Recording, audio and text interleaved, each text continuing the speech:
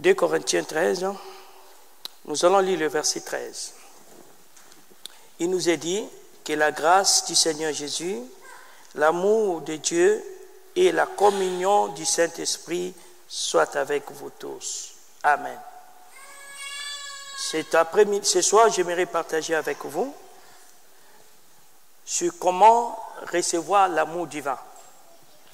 Durant mon séjour et au mois de juillet en particulier, j'ai beaucoup parlé sur l'amour de Dieu. Que je vois, ça devient une nécessité absolue. C'est une nécessité de la vie chrétienne. Et nous avons vu, dans notre premier sujet, c'était l'amour comme un lien de la perfection, comme un lien, c'est-à-dire ce qui doit unir des gens autour d'une cause, autour d'une famille. C'est l'amour. Lorsqu'il y a l'amour, et nous ne parlons pas seulement d'amour tout court, d'amour de Dieu, en tout cas, nous sommes capables à faire beaucoup de choses. Et la fois dernière, nous avons parlé de l'amour comme un don de Dieu et comme un pouvoir. Le vendredi, on a parlé comme un don, ce qui vient de Dieu. Et puis, le pouvoir, ce qui est une capacité surnaturelle que Dieu nous donne pour réaliser des choses. Maintenant, la question que nous devons nous poser, comment recevoir cet amour? Parce que nous avons expliqué qu'il y a 3 mots grecs qui représentaient ou qui parlaient de l'amour. C'était agapé, c'était philo, c'était héros. Or, nous parlons de l'amour de Dieu qui est l'amour agapé. Comment recevoir? Parce que s'il y a un peuple qui a un manque d'amour, qui a un problème vraiment d'amour, c'est le peuple de Dieu. Et ce qui est quand même un contraste. Vous devez être des peuples qui n'ont pas de problème d'aimer. Et très souvent, quand je viens dans les églises où j'écoute des chrétiens, pour eux, ils sont des demandeurs d'amour. Et regardez-moi très bien, je n'ai pas d'amour à te donner. Si tu veux vraiment être aimé, ouvre ton cœur à Dieu. C'est lui qui a le vrai amour à te donner. Aucun homme sur terre a vraiment l'amour qu'il faut pour toi. Même ton mari, tes parents, tes amis. Tout à l'heure, j'ai partagé avec une personne que j'ai reçue et que Dieu m'avait révélé des souffrances de son enfance. Et la plupart de ces souffrances ne viennent pas des ennemis, viennent de ses propres parents. Il souffre de manque d'amour qui vient de ses propres parents. Est-ce que vous comprenez? Je ne dis pas que c'est son cas, mais voilà, depuis son enfance, on peut voir des parents inviter des gens pas bien dans la famille, ces gens font n'importe quoi avec les enfants, ainsi de suite. Ce sont des souffrances que les gens ont vécues dans leur propre famille. Maintenant, je ne comprends pas. Ça, c'est ce que je dis, je ne comprends pas. Comment un chrétien peut être en manque d'amour? Je n'ai jamais demandé à quelqu'un de m'aimer. Je n'ai jamais. Si vous êtes dans le cas, vous me dites. Je n'ai jamais. J'ai toujours donné l'amour. Parce que la Bible ne me dit pas de recevoir l'amour. La Bible me dit aimer ton prochain. Donc, ma responsabilité est de faire tout de mon mieux, de donner à l'autre l'amour et non de réclamer l'amour. Parce que si j'ai besoin de l'amour, il n'y a aucun humain qui peut me le donner, sauf Dieu. L'amour est déjà de la nature de Dieu. L'amour est la nature de Dieu. Donc, si c'est la nature de Dieu et nous ne sommes pas de Dieu, toute personne qui a manque d'amour, et surtout nous les chrétiens, nous devons tourner nos regards vers Dieu et demander à Dieu de nous donner son amour ou de répandre son amour à nous. Et deuxième réflexion qui me choque toujours, c'est de voir que les gens qui ont reçu Jésus dans leur vie puissent avoir des crises d'amour, puissent avoir des problèmes de manquer d'amour. Parce qu'on a dit que l'amour est Dieu. Jésus est Dieu et Jésus habite en toi. Bon, qu'est-ce qui s'est fait pour que aujourd'hui toi tu sois en crise d'amour? Ça fait que quelqu'un a cette crise d'amour, il peut même aller demander, chercher l'amour en faisant n'importe quoi. Une personne qui m'a appelé, m'a envoyé un message, qui voulait me proposer je ne sais pas quoi. Et puis, je lui dis, je ne peux pas te répondre, je suis au restaurant. Et puis, il me dit, non, je t'invite samedi pour aller manger. Et je lui réponds aussi, samedi, c'est l'anniversaire de ma mère qui aura 80 ans. Écoutez sa réponse. Ah, je ne te dérange plus, parce que tu vas être entouré par des gens qui sont beaucoup plus importants. Une manière de dire que ces gens sont plus importants que moi. On ne vient pas à l'église pour recevoir l'amour de l'homme. Écoutez ce que Jésus dit. Méchants que sont nos pères ont su nous donner de bonnes choses. Quelqu'un peut te donner quelque chose, mais sans avoir de l'amour pour toi. Vous devez absolument rencontrer le Seigneur, le recevoir dans votre vie pour que cet amour s'incarne en vous. Et la seule chose que vous devez faire, c'est maintenant de distribuer cet amour aux gens qui sont autour de vous. Mais pas réclamer aux gens, oh, vous ne m'aimez pas, à l'église il n'y a pas d'amour. Quand vous attendez une personne comme ça, tu lui demandes, toi tu aimes qui? Ça montre déjà que cette personne a une crise dans sa relation avec Dieu. Nous allons lire un passage. Je disais, 2 Corinthiens, on a déjà lu, n'est-ce pas? Voilà. Dans ce passage, qu'est-ce qu'on nous dit? On nous montre tout simplement que l'amour fait partie des 3 facteurs essentiels qui doivent se manifester dans la vie d'un croyant ou dans la vie d'un chrétien. On nous dit que la grâce du Seigneur Jésus, l'amour de Dieu le Père, la communion, l'amour de Dieu plutôt, la communion du Saint-Esprit soit avec vous. Je reviens doucement. On ne dit pas que Jésus soit avec vous, on dit sa grâce. Après on dit l'amour, pas Dieu, l'amour de Dieu, c'est-à-dire l'amour de la nature de Dieu. L'amour comme potentiel, l'amour comme vertu, l'amour comme nature, soit avec vous. Et en 3e lieu, on dit la communion. La communion avec le Saint-Esprit, c'est-à-dire une relation intime et privilégiée avec le Saint-Esprit doit être votre partage. C'est pourquoi j'ai dit 3 facteurs essentiels que vous devez absolument intégrer dans votre vie chrétienne. Je dois marcher dans la grâce, je dois veiller à ce que la grâce de Dieu soit dans ma vie chrétienne. Car tout n'est que grâce. Paul a dit, ce n'est pas la grâce de Dieu, je suis ce que je suis. Je dois veiller à ce que la grâce de Dieu m'accompagne. Mais je dois aussi veiller à ce que l'amour de Dieu soit en moi. Pas l'amour des hommes, l'amour de Dieu, l'amour de la nature divine. Soit avec moi. Et en 3e lieu, je dois veiller à ce que je marche en permanence dans la communion avec le Saint-Esprit. C'est-à-dire établir une relation privilégiée et intime avec le Saint-Esprit. Quand vous êtes des chrétiens, vous ne maîtrisez pas ces 3 choses. Vous êtes en dehors de la vie chrétienne. Parce que ces 3 choses sont des facteurs intégraux de la vie chrétienne. C'est-à-dire, c'est quelque chose que vous devez intégrer dans votre fonctionnement. Quand quelqu'un te demande où tu as quelque chose, tu te dis, ah, tu as reçu ton examen, tu dis grâce à Dieu. Et quand tu t'engages dans une démarche, dans une entreprise, tu t'engages avec la grâce divine, la grâce de Jésus. Je sais que la grâce m'accompagne. Ok? Et puis deuxièmement, dans mon cœur, dans ma manière de faire, dans mon mode de fonctionnement, je dois avoir en permanence l'amour de Dieu, comme mobile, comme attitude. Je dois fonctionner avec l'amour de Dieu. Si je dois diriger la prière, je dois le faire par amour. Alléluia. Alléluia. Si je dois donner à quelqu'un, je dois le faire avec amour. Ce sont des critères. Ce n'est pas parce que je veux réussir absolument, non. Je suis passionné, j'aime ce que je fais.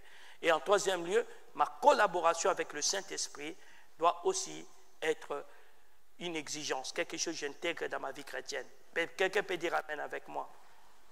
Ah, je ne vous sens pas là. Est-ce que vous pouvez dire Amen avec moi? L'amour divin n'est pas seulement une vertu, ni un simple élan du cœur.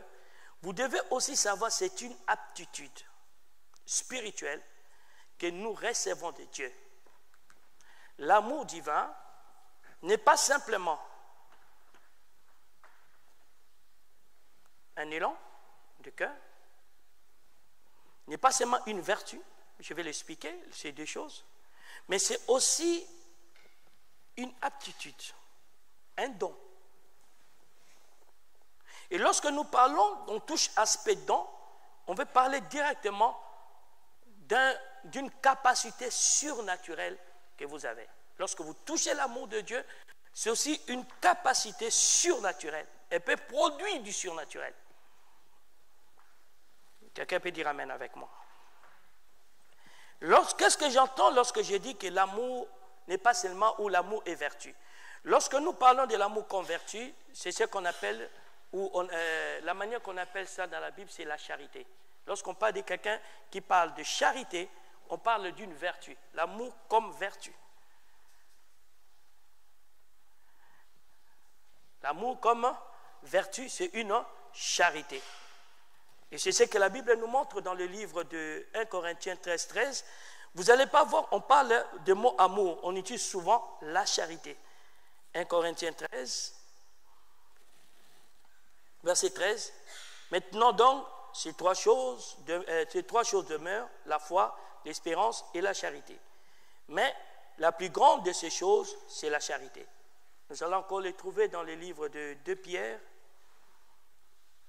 2 Pierre au chapitre 1, le verset 7, on dit « À la piété, l'amour fraternel. À l'amour fraternel, la charité. » Donc, l'amour que nous appelons vertu se manifeste par la charité. La charité, c'est l'expression, la manifestation active de l'amour. C'est-à-dire l'amour qui est éprouvé par des actes, par des gestes, des sourires, l'attention, quoi encore, les donations, les services. Alléluia. Je peux prendre ma chemise, je te le donne. Je peux te laisser chez moi. Je peux te prêter ma voiture. Je peux t'assister quelque part. Là, je suis dans une vertu qui est réclamée dans la Bible. Mais nous avons encore ce qu'on appelle l'élan du cœur, c'est-à-dire l'intention, le mobile. Nous allons lire 2 Corinthiens au chapitre 3, le verset 5. L'élan du cœur. Tu peux nous lire, s'il vous plaît?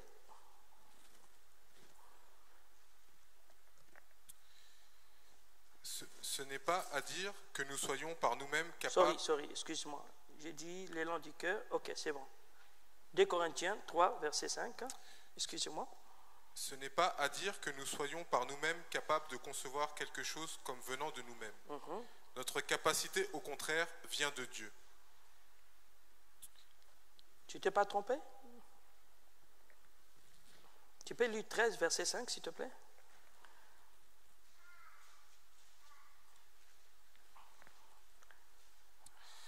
Examinez-vous vous-même pour savoir si vous êtes dans la foi. Éprouvez-vous vous-même. Ne reconnaissez-vous pas que Jésus-Christ est en vous, à moins peut-être que vous ne soyez désapprouvé. Non. C'est pas ça. Je crois qu'il a mal tapé quelque chose. Ok, j'ai une autre référence. Tite 3, verset 4.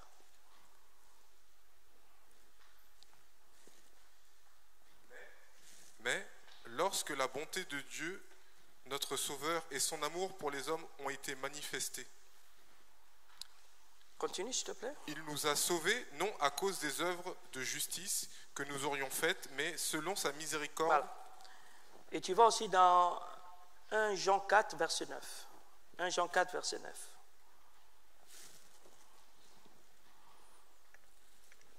Nous dit, l'amour de Dieu a été manifesté envers nous en ce que Dieu a envoyé son Fils unique dans le monde afin que nous vivions par lui. Ok. Ici, vous voyez l'amour lorsque nous parlons un élan du cœur. C'est cette référence qui manque. Je crois que, voilà, un élan du cœur. Je crois que c'est dans 2 Timothée quelque chose. Tu peux vérifier pour moi, s'il te plaît. Lorsqu'on parle de l'amour, ou si tu regardes ça sur la concordance, un élan du cœur, on nous montre tout simplement, ce sont des bonnes intentions que vous devez manifester. dire avoir une bonne intention ne veut pas dire toujours faire le mettre en exécution. Mais avoir déjà une bonne disposition de cœur envers les autres ou dans ce que vous faites. Et cet élan du cœur ou cette bonne disposition, les mots qui le représentent ou qu'on utilise souvent, c'est ce qu'on appelle la bonté. On appelle ça quoi? La bonté. Lorsqu'on parle de quelqu'un de bon, on veut dire seulement c'est quelqu'un qui a de bonnes dispositions de cœur.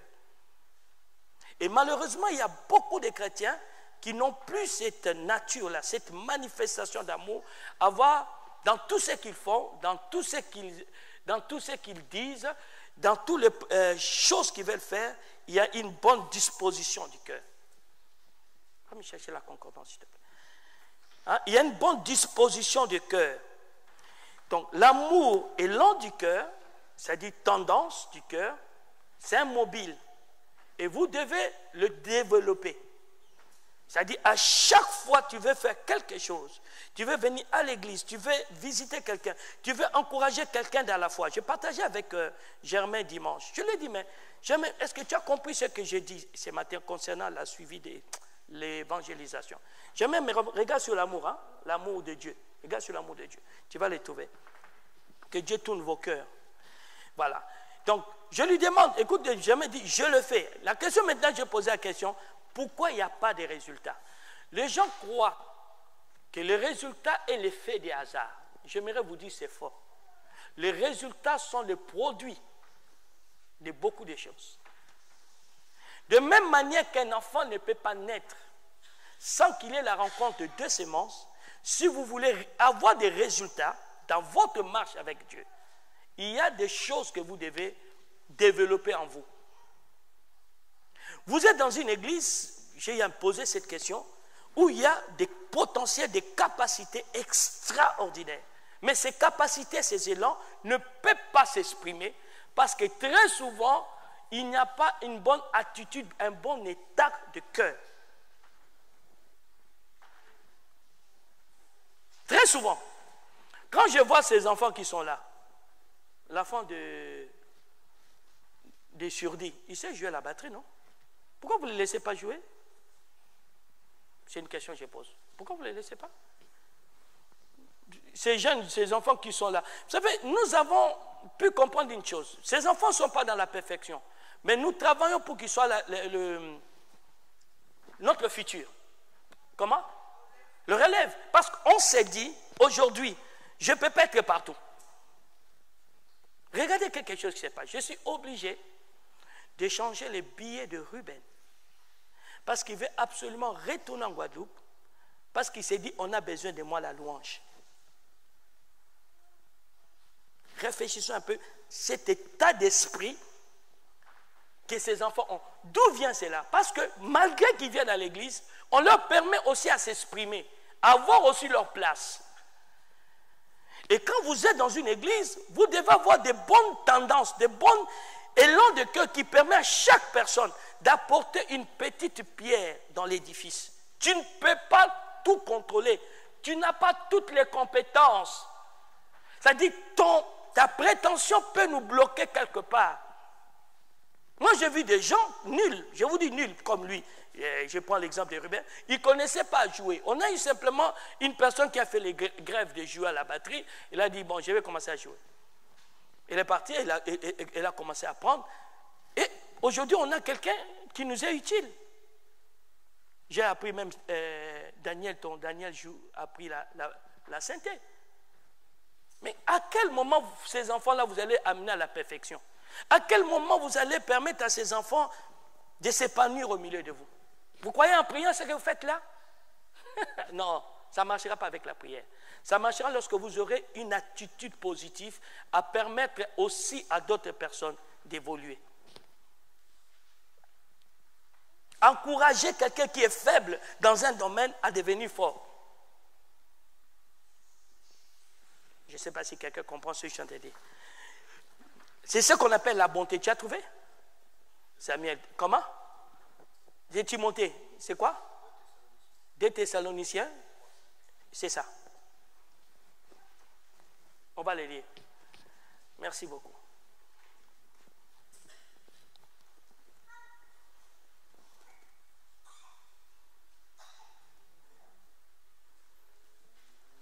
Tu peux le dire? Tu peux te dépêcher, s'il te plaît? Il est écrit que le Seigneur dirige vos cœurs vers l'amour de Dieu et vers la patience de Christ. C'est quel passage? 2 Thessaloniciens 3,5. 3,5, hein? Donc vous pouvez le corriger. À la place de, elle avait dit 2 Corinthiens, c'est Thessaloniciens 3,5. Voilà, c'est Thessaloniciens 3,5.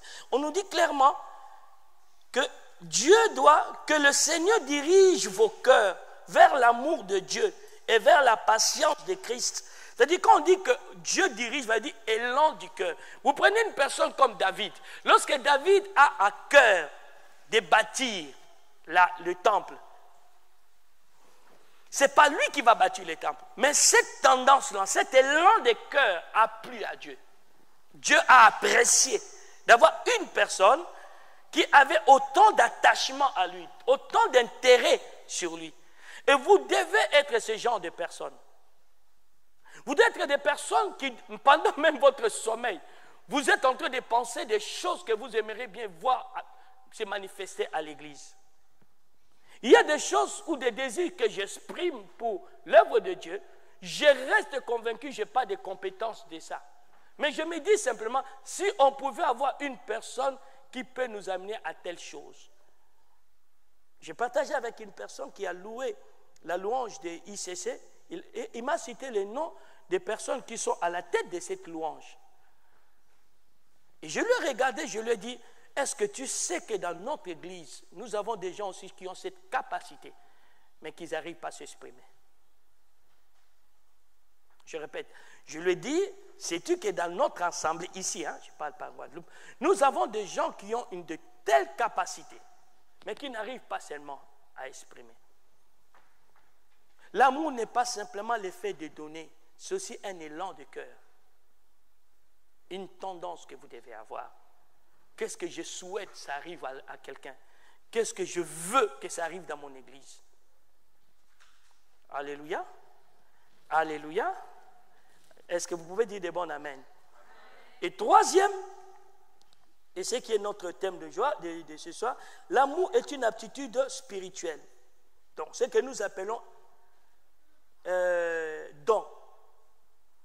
Là, nous ne sommes plus dans quelque chose qui est un élan ou une vertu, mais une capacité divine qui nous est attribuée. Une capacité divine, c'est-à-dire une personne a reçu de Dieu le don de l'amour. L'apôtre Paul le dit dans le livre de Romains, mais il va utiliser un autre mot, mais Romains 12. Nous allons commencer à partir du verset 6 jusqu'au verset 8. Samuel, si tu peux le lire. Puisque nous avons des dons différents, selon la grâce qui nous a été accordée, que celui qui a le don de prophétie l'exerce en proportion de la foi. Que celui qui est appelé au ministère s'attache à son ministère, que celui qui enseigne s'attache à son enseignement, et celui qui exhorte à l'exhortation. Que celui qui donne le fasse avec libéralité, que celui qui préside le fasse avec zèle, que celui qui pratique la miséricorde le fasse avec joie. Bon, on nous dit dans ce passage, puisque nous avons des dons différents selon la grâce qui nous a été accordée. Alors, dans ce passage, on a cité quelques dons. Qui peut me trouver le don de l'amour, l'amour comme don dans ce passage que vous venez de lire? Comment? La miséricorde.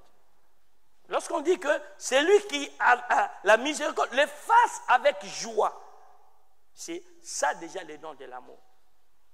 Parce que la miséricorde fait partie d'un ingrédient de l'amour. Miséricorde, compassion, bonté. Écoutez, lorsque vous êtes chrétien, vous devez prier Dieu pour avoir ces dons-là.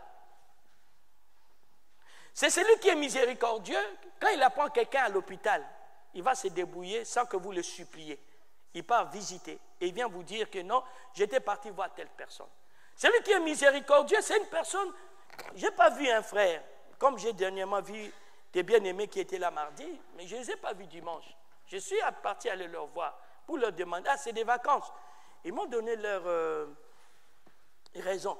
Intérieurement, je me suis dit, ah, si on avait seulement d'église, les gens qui étaient compatissants ou miséricordieux, savoir, il faut de temps en temps appeler des gens, leur coacher, leur encourager à être là souvent à l'église.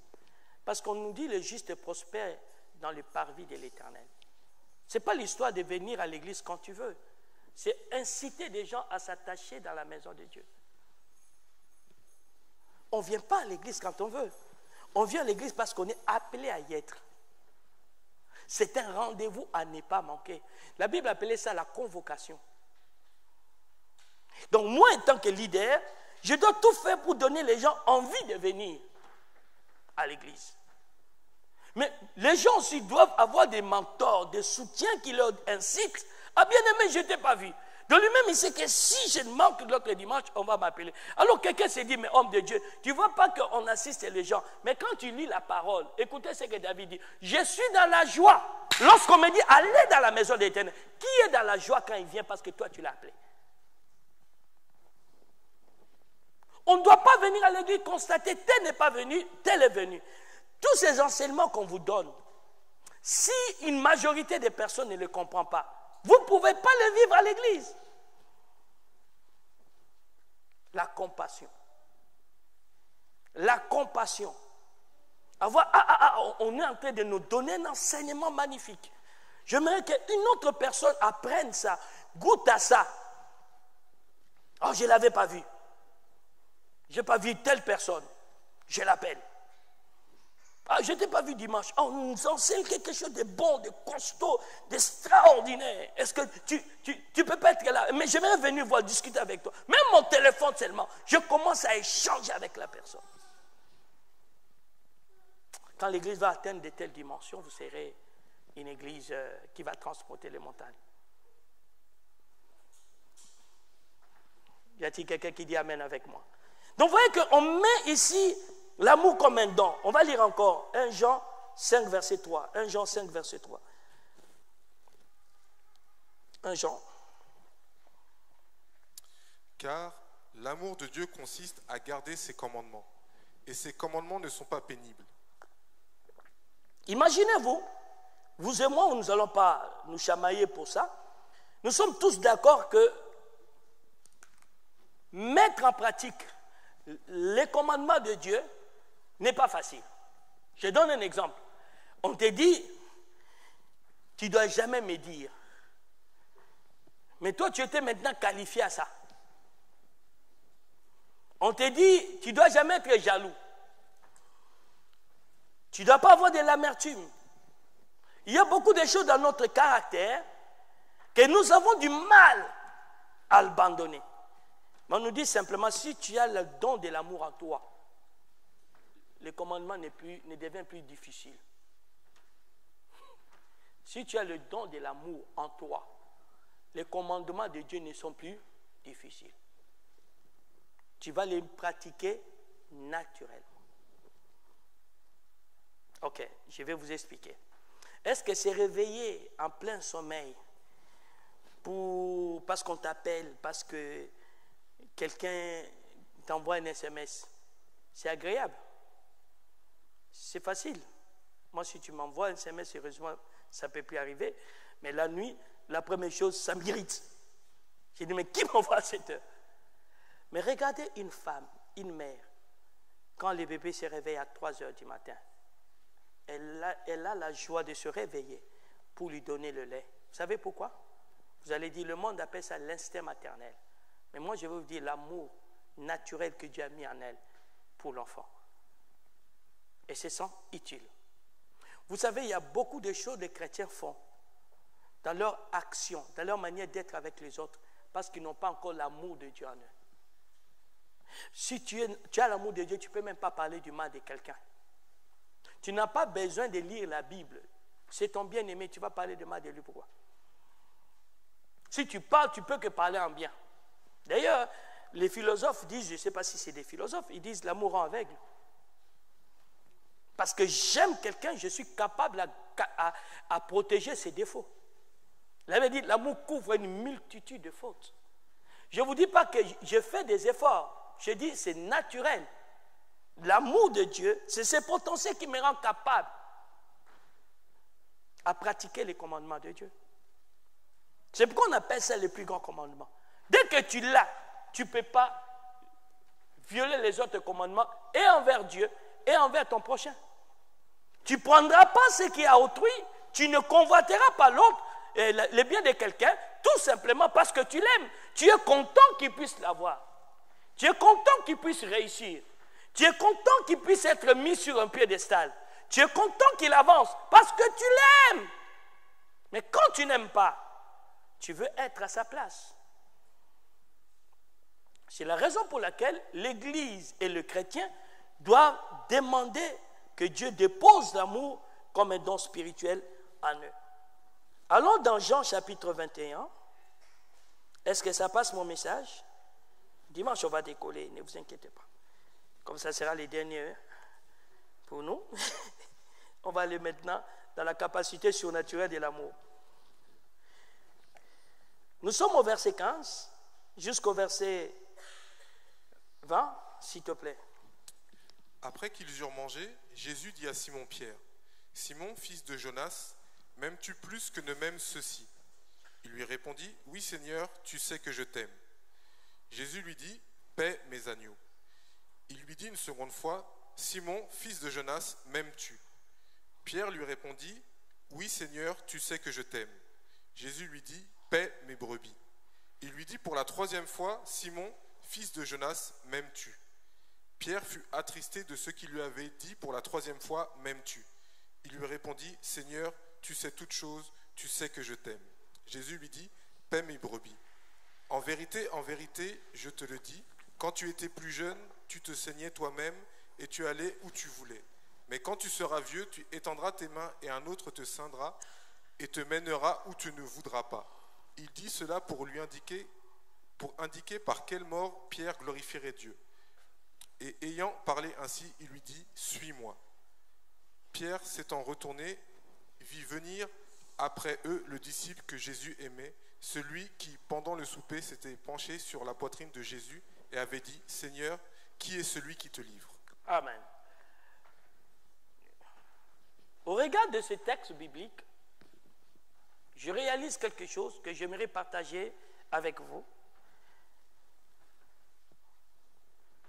Que l'amour de Dieu, je ne parle pas de l'amour de Dieu est un impératif pour les croyants. C'est une exigence. Dieu nous exige à posséder cet amour.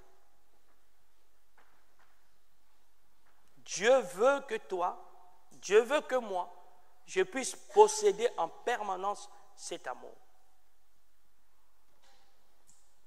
Pourquoi? La première raison, personne ne doit servir Dieu s'il n'a pas cet amour. Personne.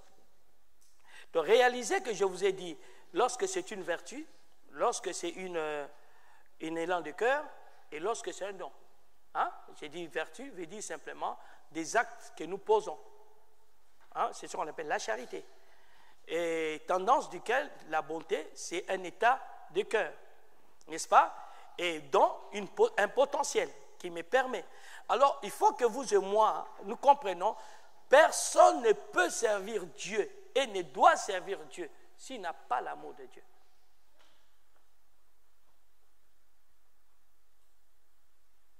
Vous devez l'avoir. Il a son contraire. On appelle ça l'amour de l'argent. On dit la racine de tout le mot. Cela veut dire, si l'amour de l'argent est la racine de tout le mot, l'amour de Dieu est quoi? La racine de tout le bonheur. Parce que le contraire, j'ai réalisé dans la vie, le monde est fait des principes. Partout il y a une négation, c'est qu'il y a aussi une positive, une affirmation. Donc, comme on dit que l'amour de l'argent est la racine de tout le mot, dites-vous que l'amour de Dieu est la racine de tout le bonheur. Et quiconque veut servir Dieu doit absolument demander à Dieu de mettre dans son cœur son amour. Pas l'amour du prochain, pas l'amour des frères, non, l'amour de Dieu d'abord, l'amour de Dieu. Quand tu as cet amour, tout devient normal, tout devient facile. Même porter ta croix, tu es fier de porter la croix. Référence biblique. Deutéronome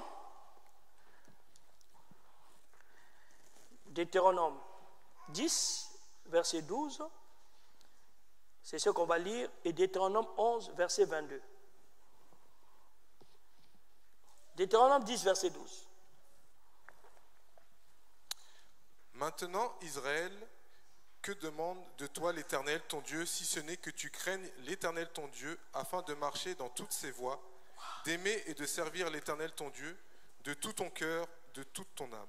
Mes amis, lorsque vous répondez à l'appel divin, aimez Dieu plus que le don spirituel, aimez Dieu plus que votre réputation, aimez Dieu plus que l'argent, vous ne pouvez pas servir Dieu si vous n'avez pas l'amour pour lui. Je parle de l'amour de Dieu, je ne parle pas de l'amour tout court. C'est que l'Éternel attend de toi que tu puisses l'aimer pour le servir. La version française courante dit l'aimer pour le servir. Lorsque Dieu fait passer Israël dans le désert, il dit, je vous ai châtié pour voir ce qui était dans votre cœur. Lorsque Dieu demande à Moïse, Abraham, de lui donner son unique fils, Dieu voulait voir seulement s'il avait réellement l'amour profond dans son cœur.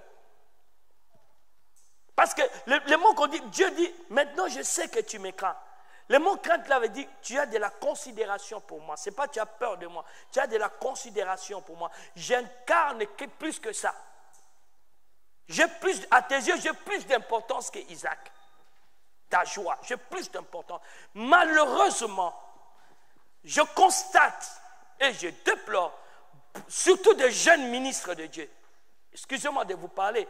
Je vous relate des fois mes témoignages, je ne sais pas ce que ça fait en vous. Mais j'ai l'impression, quand je donne ces témoignages, on partageait dernièrement avec la prophétesse dans la semaine, j'ai l'impression, c'est comme si vous les prenez comme des choses que vous ne pouvez pas faire. Des choses qui sont impossibles à réaliser. Or, non, c'est possible à réaliser. Dieu nous fait de nous des témoins pour que nous vous servons des modèles. C'est ce que la Bible dit. Qui est ton modèle de ministère? Il m'est arrivé un jour de prêcher, la prophétesse tomba pendant le culte. Elle tombe, mais je protège d'abord l'église avant d'aller à son secours. J'ai dit aux gens, allez vous occuper d'elle. Rappelez-vous ceux qui étaient avec moi une fois, nous sommes en train de partager des messages.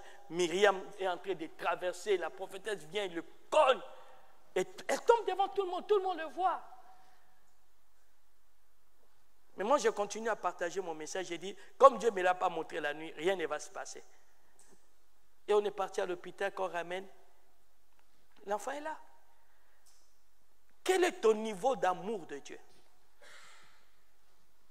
Si vous avez du mal à servir Dieu, même à ces 10 ans, c'est ces paroles dit que, apporte tes dîmes, apporte tes offrandes, c'est parce que vous n'avez pas l'amour de Dieu. Quand tu peux venir à l'église quand tu veux, comme tu veux. Il y en a d'autres choses qui ont des priorités pour toi. Vous savez, Arbre de Vie a eu des périodes où les gens pouvaient refuser des prestations, des travails qui leur empêchaient de venir à l'église. Nous avons connu ce genre de personnes. Et nous-mêmes, nous avons fait partie de ces genres de personnes. Pour l'amour de Dieu, moi, je dois être là à l'intercession. Il faut que mes jours de prière, qu'on me laisse venir prier. Amen. Est-ce que vous êtes avec moi? Deuxième chose, seul l'amour de Dieu qui peut nous amener à aller au bout de notre appel. Beaucoup de ministères stagnent ou avortent parce que vous avez manque d'amour de Dieu. Jacques 1, verset 12.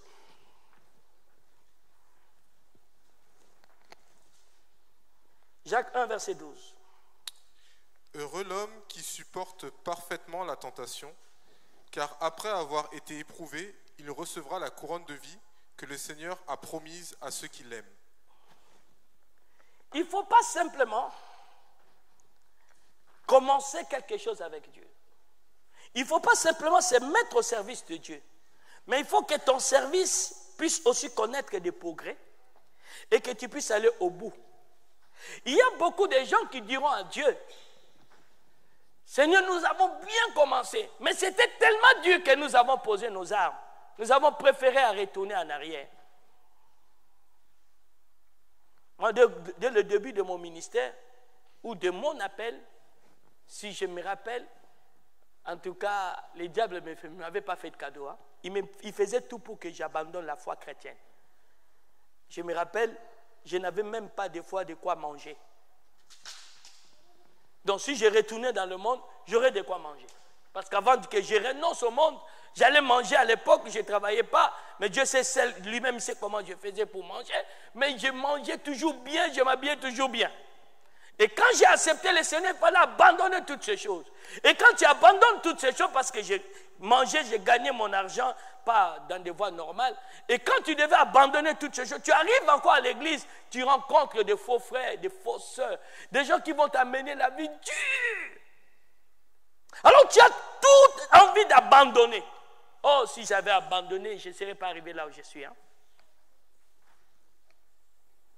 Des fois, tu sors du culte ou de la veille des prières parce que un ancien t'a parlé mal, t'a méprisé. Toi, dans le monde, on ne te méprisait pas. Maintenant, là, il te méprise, tu sors, tu ne sais pas.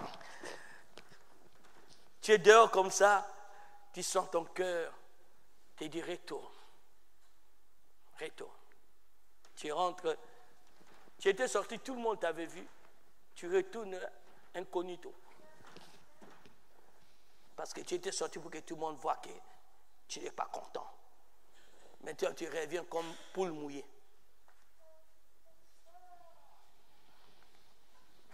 Ça fait quelque chose, je te pleure vraiment aujourd'hui. Si nous, les serviteurs de Dieu, nous, les chrétiens, nous manquons d'ambition. C'est-à-dire, vous êtes là, vous dites, j'aimerais que mon église devienne grande.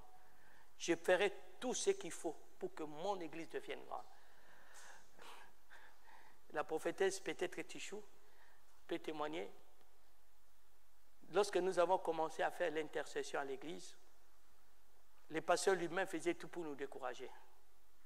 Je ne parle pas des frères. Lui-même, il faisait tout pour nous décourager. Et un jour, il s'élève et dit, depuis qu'il est avec tous ces jeunes-là, il leur fait monter la tête. Alors moi, je ne fais jamais monter la tête aux gens. Parce que quand Dieu a créé l'homme, il a mis la tête en haut. Donc si tu me dis de faire monter la tête, j'ai mis où? Je ne sais pas. Il vient avec ses conseillers, il me dit, on jette tous les matelas et débrouillez-vous, vous allez dormir par terre. À l'époque, je ne savais même pas que ça existait. Je vois seulement ces jeunes-là qui étaient amoureux de Jésus, qui aimaient Dieu, ils sont venus me dire, on va acheter des housses là, comment on appelle ça encore? C'est des sacs de couchage. Le lundi prochain, et les samedis qui a suivi, tout le monde avait son sac de couchage. J'ai dit, ils ont abandonné les matelas parce qu'il n'y avait pas, il n'y avait pas un endroit, c'est on dormait par terre, mais ils sont partis acheter des sacs de couchage et dormir. J'aimerais trouver ces gens d'amour encore. Quand Dieu m'a dit, va commencer à faire d'intercession à Chartres et à Saint-Cyr.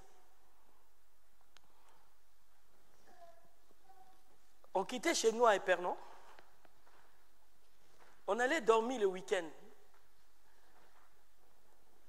Et des fois, pour l'église, on dort à l'église, mais il faut qu'on trouve un endroit où se laver, brosser les dents, ainsi de suite. On a un enfant. Il y a une personne de bonne foi, vous reçoit chez lui. Tu vois des gens passer derrière pour lui dire, ne le reçois pas. Sans raison, la personne vous rejette. Et vous avez chez vous, hein? Il ne veut plus de vous. J'ai passé là, j'ai vu la maison de Gisèle. Tu connais la dame, la mamie, la Gisèle, de Saint-Cyr. Après, on part chez Catherine. Catherine et son mari, là, je ne sais plus comment il s'appelait. On passe encore derrière vous. On vous casse. Après, tu fais de maison à maison, comme si tu n'as pas chez toi. Mais tout simplement parce que tu veux que l'Église avance.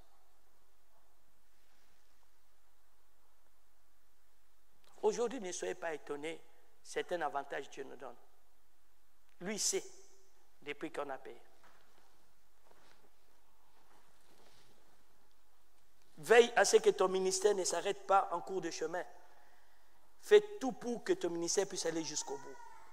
Troisième chose, c'est l'amour de Dieu qui va t'inciter à prendre soin des autres, à vous occuper des autres, à ne pas te focaliser sur soi-même. Quand vous avez l'amour de Dieu, vous allez commencer à chaque fois que vous venez à l'église. Regardez comment les gens sont, comment ils vivent, est-ce qu'ils sont contents ou pas? Référence biblique. Jean 21, verset 15 à 17.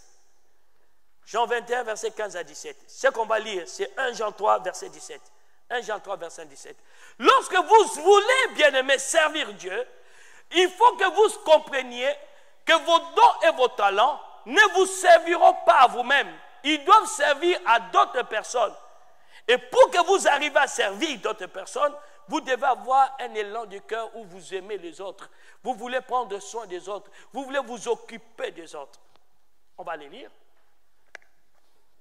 Verset 17. Si quelqu'un possède les biens du monde et que voyant son frère dans le besoin, il ferme ses entrailles, comment l'amour de Dieu demeure-t-il en lui? Voyez-vous? Et vous avez les Jean 21 où Jésus dit à Pierre, même si que ceci, quand Pierre dit, oui je t'aime, il dit quoi? Occupe-toi de mes brebis. Occupons-nous des autres. Occupons-nous.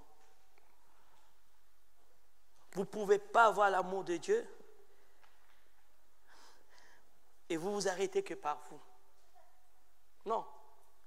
Vous devez être capable à vous occuper des autres, à prendre des nouvelles des autres, encourager dans la semaine les autres, avoir des listes de prières et prier pour les autres. Même tu, paie mes brebis. Même tu, paie mes brebis. Même tu, occupe-toi de mes brebis. Qu'est-ce qui nous empêche aujourd'hui à nous occuper des autres? Dimanche, il y a quelque chose qui s'est passé en m'informant d'une situation où il y avait besoin de finances. J'ai pris mon argent qui était prévu à autre chose. J'ai dit donner pour simplement aider une personne. Mais j'étais mal. J'ai dit, mais voilà, on peut être à l'église, les gens sont dans des difficultés morales, émotionnelles, ils sont dans des conflits, ils restent aussi avec vous, mais personne ne sait qu'ils ont des problèmes. Personne ne sait. C'est grave. Et Dieu ne peut pas vous utiliser dans des dons de révélation pour d'autres personnes quand il ne voit pas déjà cette tendance-là que vous avez de vous occuper des autres. Il faut qu'ils voient que vous êtes des gens ouverts aux autres. Il faut qu'ils voient que vous êtes des gens qui ont une bonne disposition pour les autres. Paie mes brebis. Occupe-toi de frère Pierre, occupe-toi de père Jacques, occupe-toi de sœur Antel. Occupez-vous des autres. Prenons la résolution. L'année qui va arriver, à partir de septembre, moi un tel, il faut qu'une fois, pas une fois par semaine, au moins dans une journée, que j'appelle un tiers pour l'encourager seulement, pour prendre seulement de ses nouvelles. La vie chrétienne, vous ne pouvez pas être focalisé sur vous-même. C'est impossible. C'est pourquoi on dit que les esprits qui vont agir à la fin du temps, et malheureusement, beaucoup sont tombés dans ces esprits-là. On dit qu'il y aura l'esprit d'égoïsme. Mais ça veut dire quoi? Moi et moi seul. Tant que je viens à l'église, tout va bien. Ah, d'autres même diront, mais qui a toujours été là pour moi? Si tu tiens, il y a toujours eu quelqu'un pour toi. Comme on est là, il fallait qu'il y ait quelqu'un pour toi pour que tu tiennes. La vie chrétienne, c'est vraiment un combat spirituel. Et vous devez être conscient de ça. Si tu lui tiens debout, parce qu'il y a eu des gens pour elle. Alléluia. Et vous aussi, dans votre tour, vous devez être là pour les gens. Paix mes brebis. Au moins, je dois avoir un Timothée que je m'en occupe. Je change avec lui, je l'encourage, je le motive. Et toujours là, l'amour de Dieu est un impératif pour la libéralité. Luc 11, verset 42. C'est ce qu'on va mettre, Luc 11, verset 42. Mais vous rajoutez du Jean 15, verset 13. Jean 15, verset 13.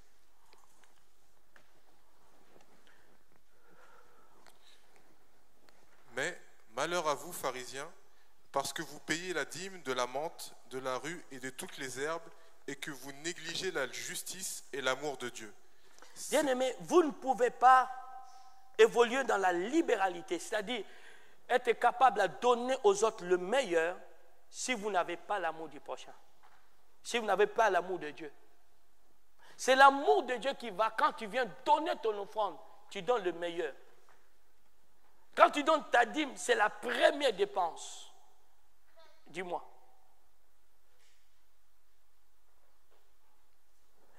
En Guadeloupe, les gens sont cultivés. C'est leur premier, avant de payer leur... Une fois, j'étais avec lui. Moi, j'étais ici, il y a 2 ans ou 3 ans de cela. Il y avait la pasteur Philippe qui était là-bas. Et puis, pendant la louange, ils adorent tout. Lui, il attend après la louange pour faire exhorter les gens pour les offrandes. Quand il a fini d'adorer, il voyait déjà les gens venir donner. Et je peux vous dire, quand il donne, il donne. Alors quelqu'un m'a dit parce qu'ils sont plus riches. Non.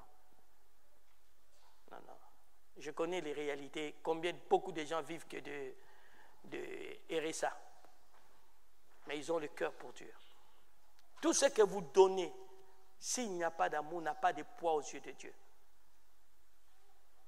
C'est pourquoi Paul a dit, dans 2 Corinthiens 8, verset 5, on dit, ils se sont donnés eux-mêmes à Dieu et après à nous.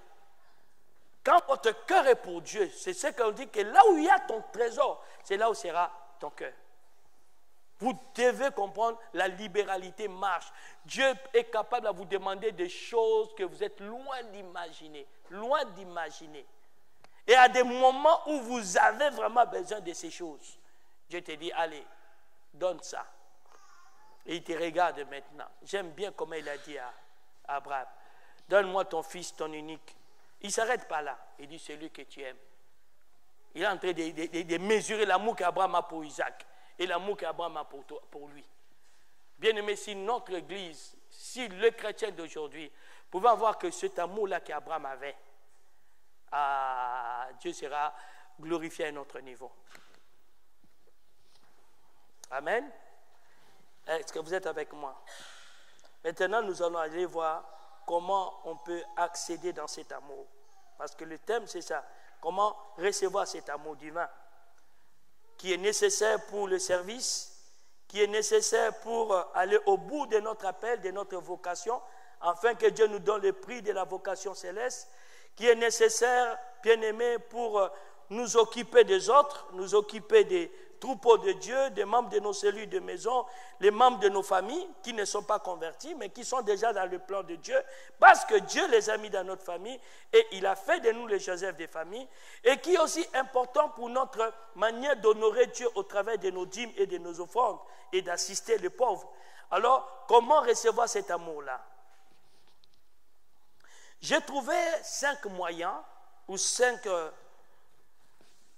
canaux par lesquels l'amour de Dieu nous parvient. J'ai trouvé 5. Et j'ai mis vraiment selon l'ordre, je peux dire quoi, hiérarchique. La première chose, personne ne peut chercher à posséder quelque chose s'il ne le connaît pas. Personne ne peut chercher à obtenir quelque chose s'il ne le connaît pas.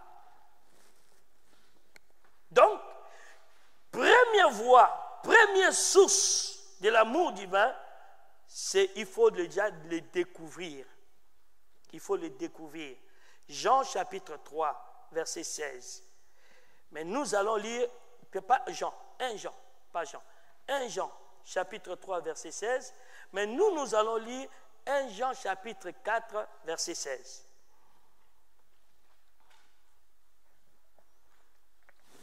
Et nous avons connu l'amour que Dieu a pour nous, et nous y avons cru. Dieu est amour, et celui qui demeure dans l'amour demeure en Dieu, et Dieu demeure en lui. Ok. Beaucoup de gens pensent avoir déjà découvert l'amour de Dieu. Beaucoup de chrétiens pensent avoir découvert l'amour de Dieu. Entendre parler de ça et l'avoir connu, c'est deux choses différentes. Lorsque les apôtres disent « nous l'avons connu », l'amour, ce n'est pas parce que Jésus leur a enseigné « voilà comment s'exprime l'amour de Dieu ». Non, ce n'est pas d'enseignement. Ils ont vécu avec l'amour-là en live. Ils ont vu cet amour-là leur laver le pied. Ils ont vu cet amour-là payer leurs impôts. Ils ont vu cet amour-là leur nourrir. Ils ont vu cet amour-là leur donner de l'importance, de la dignité. La Bible dit, ils ont vécu avec quelqu'un qui a mis le comble dans l'amour. Écoutez-moi, comme vous êtes des prémices à l'église, ceux qui arrivent, ils doivent voir l'amour de Dieu en vous. Sinon, vous êtes en train de bloquer l'œuvre de Dieu. Jésus est venu incarner, démontrer cet amour. Parce qu'on attend seulement Dieu aimait le monde. Dieu aimait le monde. Dès Abraham jusqu'à Jésus, personne n'a montré cet amour. Et il est venu. Il a manifesté cet amour. J'aime bien Jean 13, verset 1. Il sait que son temps est arrivé. Il met le comble, la barre haute. Et lorsque vous les voyez sur la croix, il manifeste cet amour. Après même sa mort et sa résurrection, demandez à notre aîné Paul, il dit qu'il a encore manifesté sa longanimité envers lui. C'est comme ça les gens comme Paul ne pouvaient pas juger les autres, parce qu'ils savaient qu'ils étaient. Mais l'amour de Dieu a vaincu leur méchanceté. Et malheureusement, quand de nouvelles personnes viennent dans notre milieu chrétien, est-ce qu'ils ont des repères, des référents de l'amour aujourd'hui? Ou ils se sentent aussi solitude. Ils se sentent dans la solitude comme dans le monde. Ils se sentent jugés comme dans le monde. Ils se sentent méprisés comme dans le monde.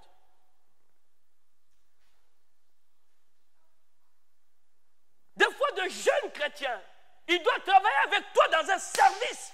Comment tu t'agis envers eux? Des fois, vous ne savez pas des prix que ça nous a coûté pour que certaines personnes demeurent à l'église. Vous ne savez pas. Quand on nous insultait, vous ne savez pas. On pouvait aussi tout abandonner.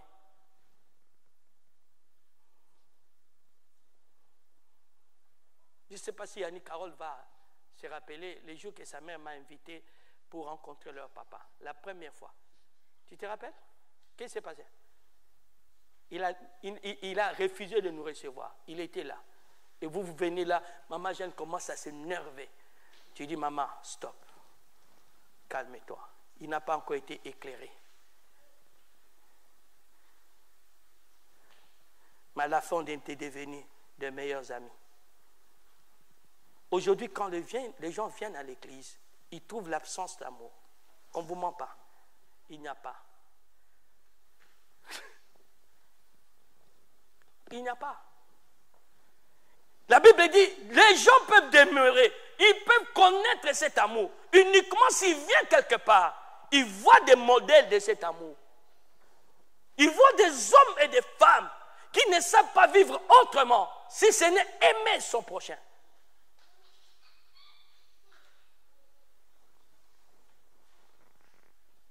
Qui montrent, prouvent cet amour. Mais ici, il suffit de peur. La personne braque. Il suffit de peur pour qu'il se prend. Réunion sur réunion, vous n'arrivez pas à résoudre des problèmes. C'est normal, les problèmes se trouvent dans leur cœur et non dans les oreilles. Aucune réunion va changer ces choses. Demandez aux gens de savoir aimer son prochain. Il n'y aurait même pas de tension dans la louange. Il n'y aurait pas de tension dans le corps pastoral. Il n'y aurait pas de tension dans un service quelconque. Non. Le leader est dans l'amour. Le pasteur est dans l'amour. Tout le monde est dans l'amour. Vous devez incarner cet amour. Dieu ne descendra plus en chair et en os pour conjuguer le verbe aimer dans son Église. L'apôtre Paul a dit, c'est qu'on peut connaître de Dieu. Cela nous a été révélé. Cela nous a été révélé. Et la colère de Dieu sur nous, si on retient cette vérité captive. Dieu a manifesté ses perfections invisibles. Nous avons goûté. Moi, j'ai des modèles d'amour. Je peux citer des pasteurs, Philippe Njoli. Lorsque nous sommes nés dans la foi, ils sont toujours là pour nous entourer. Ils sont toujours là pour nous dire que tenez bon. Pendant que d'autres peuvent nous juger, ils sont là pour nous dire, on est là pour vous protéger. Il faut qu'à l'église, les gens sentent qu'il y a de telles personnes. Ce n'est pas les titres qui comptent. Dieu cherche les hommes selon son cœur. Dieu cherche les femmes selon son cœur. Il n'y a aucun titre qui impressionnera Dieu. C'est l'état de ton cœur. L'état de ton cœur. Je parlais avec un enfant, il m'a dit, ah, telle personne a changé, je ne vais pas citer ni le nom de l'enfant, ni le nom de la personne. Il m'a dit, telle personne a changé, hein, parce que l'année dernière, il était trop dur. Un enfant me dit ça.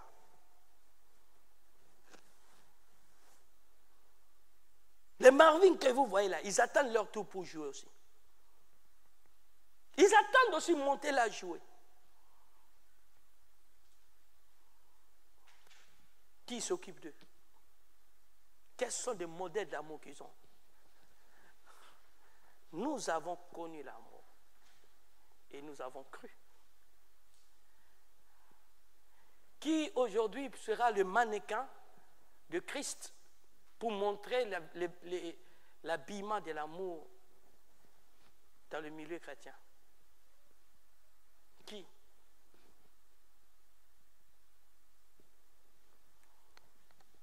Ça commence par là. On peut beau dire, Seigneur, donne à quelqu'un l'amour. Seigneur, c'est le prix, donne. Mais où tu as vu cet amour? Dans quel magasin tu as vu cet amour? Qui a incarné cet amour? Ma fille, tu habites où? Oui. À la Madeleine. On t'a déjà rendu visite? Par qui? Comment? Oui. Merci. Que Dieu te bénisse. Dieu leur bénisse. Oui. Qui? Mamie, elle, c'est l'amour incarné. Mamie, c'est beaucoup d'amour.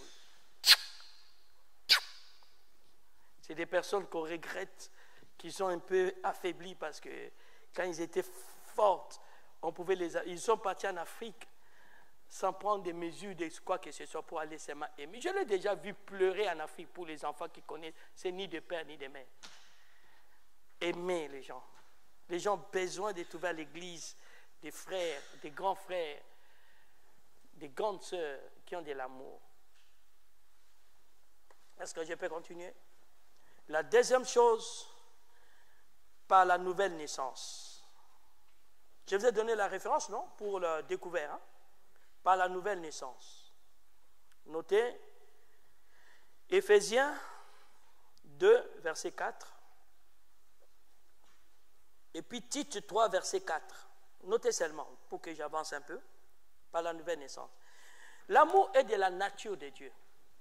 L'amour est la nature de Dieu. Tu ne peux pas l'avoir si tu ne portes pas cette nature. L'amour, Dieu est amour. Il n'y a que ceux qui sont nés de Dieu qui peuvent connaître l'amour de Dieu. Tu comprends, Sabrina? Le jour que tu vas accepter Jésus comme Seigneur et Sauveur, tous les problèmes terminent.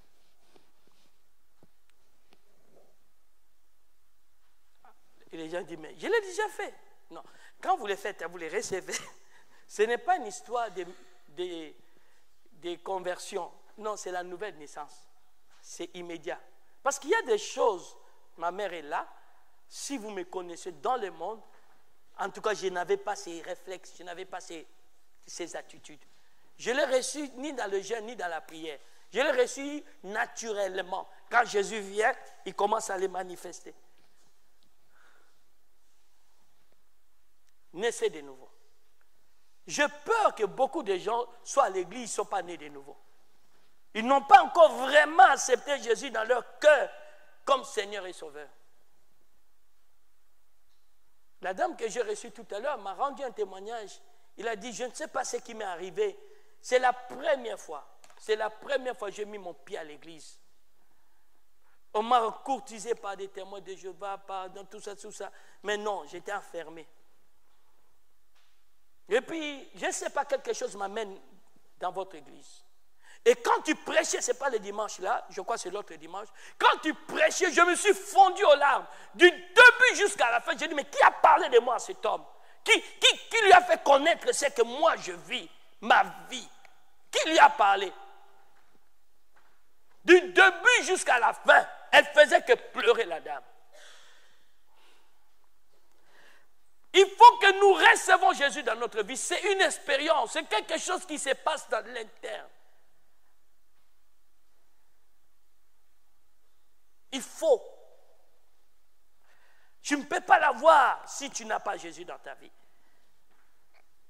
Troisième, il faut éprouver ou manifester le désir de l'avoir. Maintenant, je suis né de nouveau.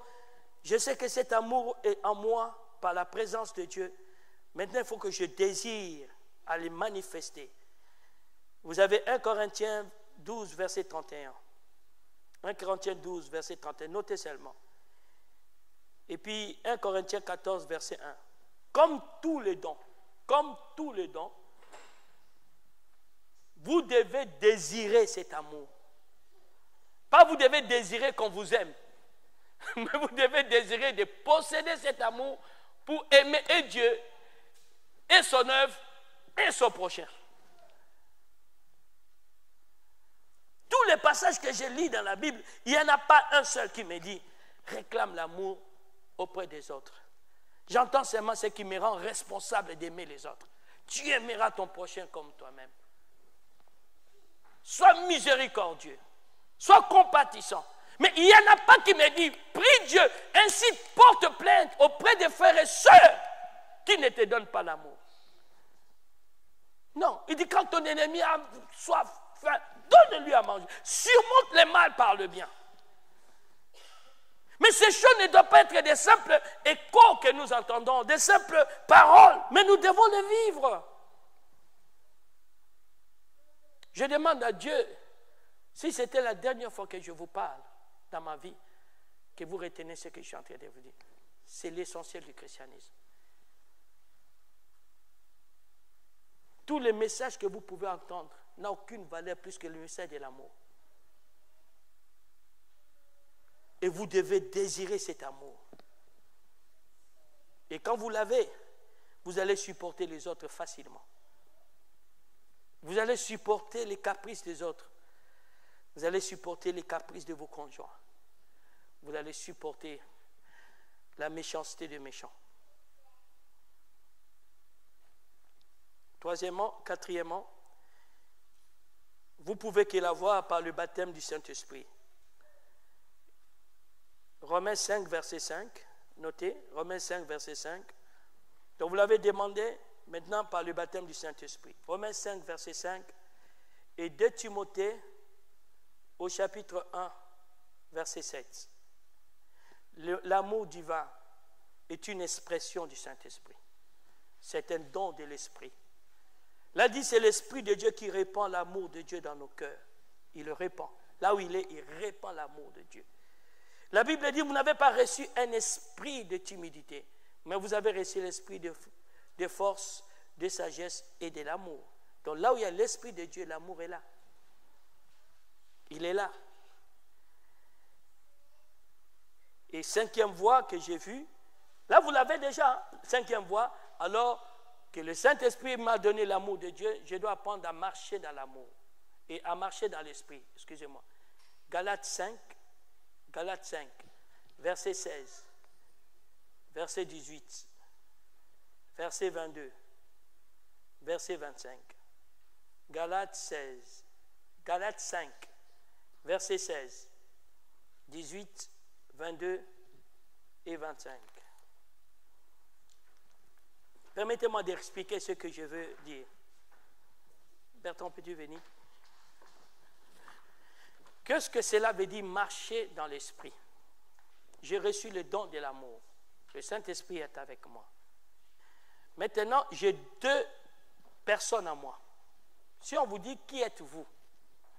Qui êtes-vous? Si vous devez vous présenter, vous êtes qui? La fille de Dieu. J'ai compris une chose, vous devez vous découvrir qui vous êtes. Lorsque vous parlez de votre vie, de votre corps, vous parlez, c'est ma main. Mais toi, c'est qui alors? Ce sont mes cheveux. Qui es-tu? Vous comprenez ce que vous comprenez ce que je dis? En fait, en vous, c'est l'esprit, l'homme intérieur. C'est l'homme intérieur qui doit réellement s'imposer maintenant. C'est ça, marcher dans l'esprit. L'homme extérieur, il est focalisé à tout ce qui est extérieur à vous. Suivez-moi, marcher dans l'esprit, c'est ce que ça veut dire. Ok.